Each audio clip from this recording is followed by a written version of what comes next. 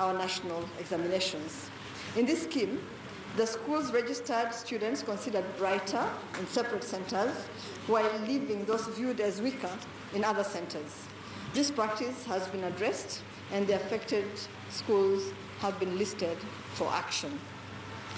It's a directive of His Excellency President Uhuru Kenyatta that all candidates, parents, and guardians break for the Christmas festivities, having already known the schools to which the candidates have been admitted.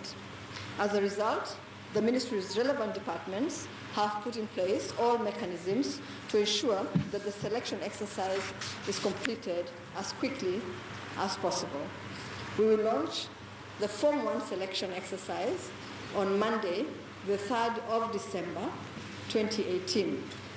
I want to clearly state that there will only be one selection process. There will be no second selection.